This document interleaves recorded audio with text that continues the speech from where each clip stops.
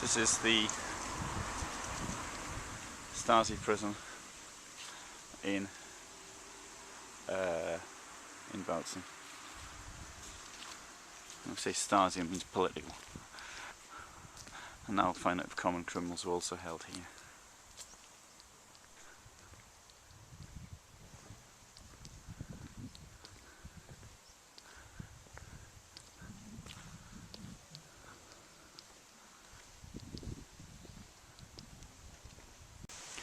Here we have something very curious, a van that was used to take political detainees to arrest them, made in 1985, so effectively there's plenty of cars on the road this old. In fact, my car is only 4 years younger, the one I'm using at present, also manufactured in Germany, although not this Germany. We can see inside, quite small, not right size for a camper van really.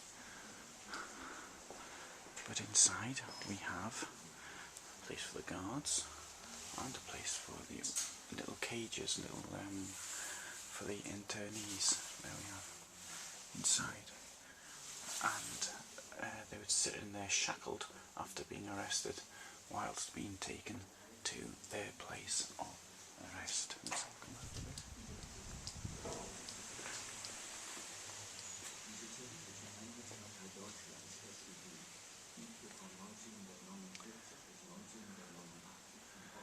Very curious to see it.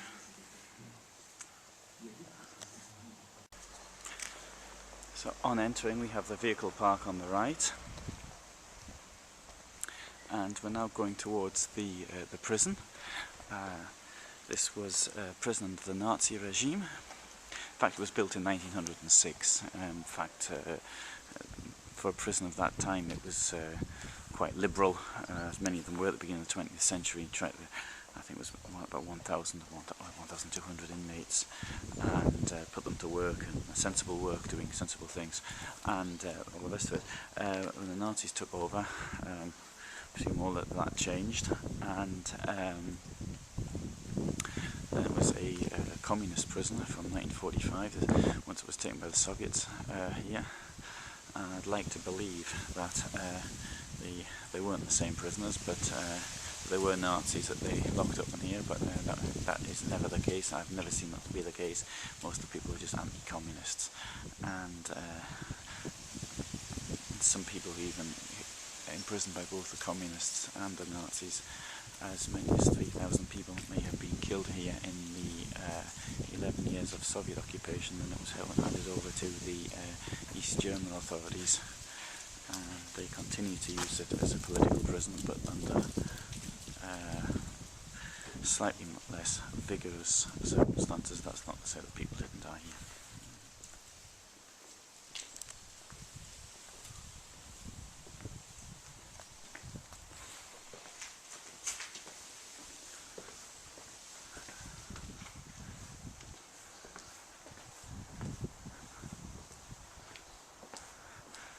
I don't know, but I'm presuming that this is still used as a prison.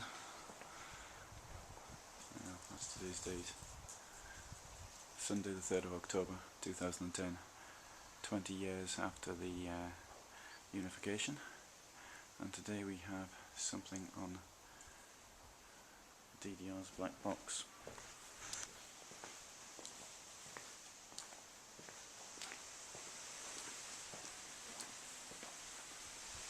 There is quite a famous film of people here protesting.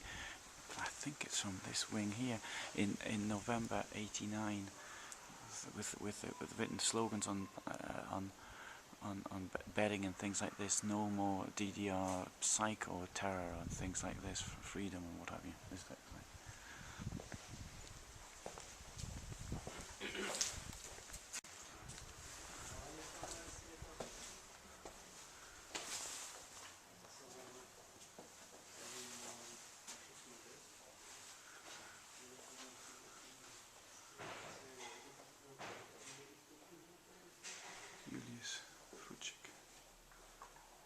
Who was imprisoned here from the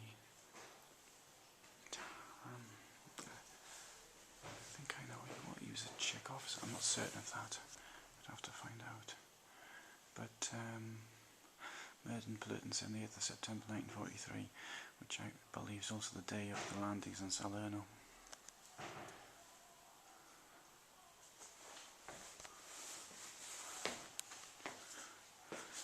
That was clearly put up in socialist days though.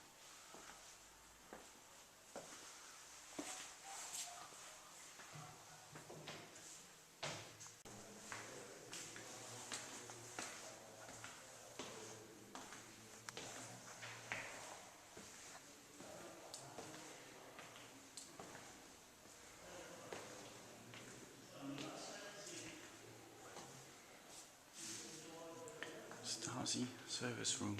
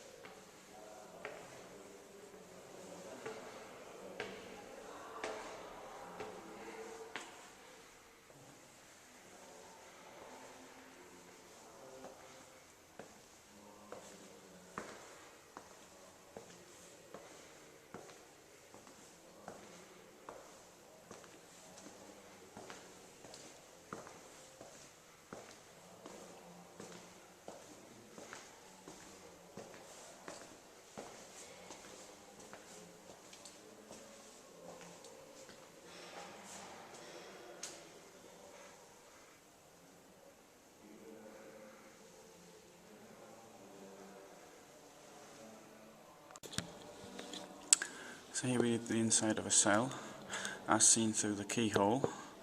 Added to that there would be a bed, and that would be about it. So I heard one of the former inmates speaking earlier, and that's what he said. The inside of the bathroom. Rather difficult to film from here. View of the keyhole. Don't know how often they were allowed to use it. The prison at Bautzen was under direct control of the ministry. This meant that the prisoners here were largely political prisoners. The amount of political prisoners in East Germany was around 10 to 12% as a general rule.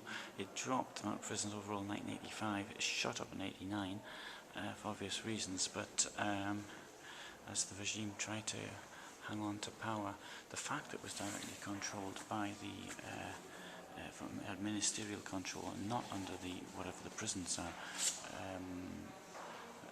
were controlled by, it shows that the significance of it. This wasn't known until the end of the communist regime itself.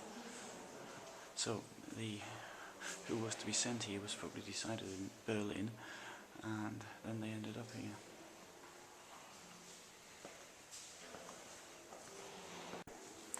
This gentleman here, Hamid Richter, has a rather curious story. He was born in 1948 in Glindorf, which is near Potsdam, then in East Germany, or was becoming East Germany the following year. He left when he was 18 years old, got a job as a waiter, and he was working quite happily as that. In 1972 he started to help people to flee from East Germany, and in 1975, after having helped 33 people to escape, he was caught with his sister at the control point into West Berlin, and he was then he got 5 years in prison. He was served for 5 years.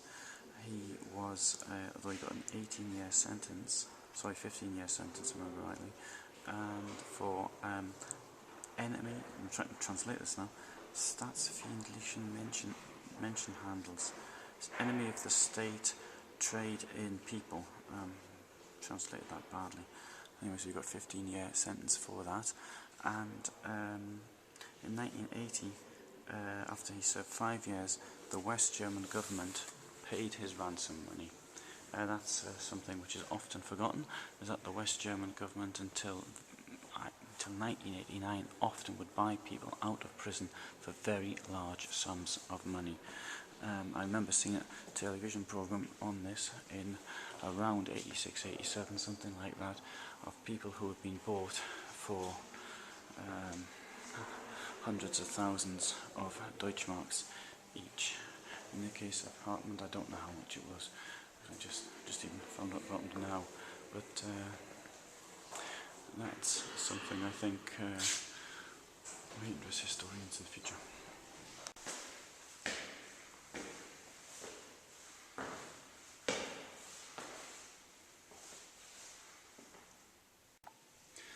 A view from the top, somewhat difficult to get past the bars. Nails stuck in the works there, and there's a view. See, its name, Yellow Misery, is the sort of yellowish colour of the paint. But at the same time, a view of the life outside. This is from the corridor, not from a cell. But when people could look out and they could see people outside, it must have given them some hope, I imagine.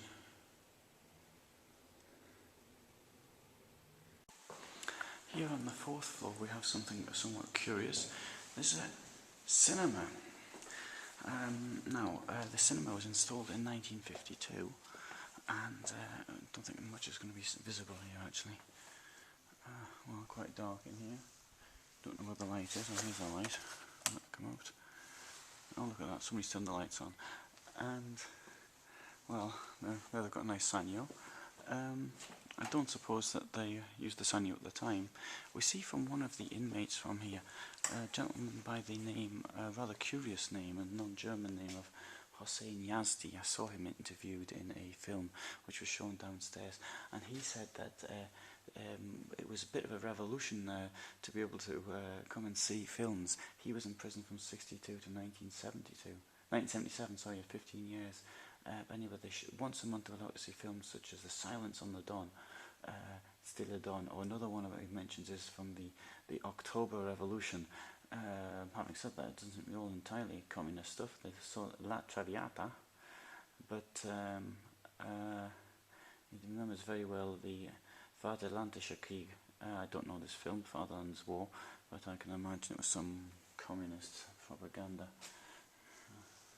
Knowing that most it was. This is actually shown the state of it's in now. It was as it looked in 1984.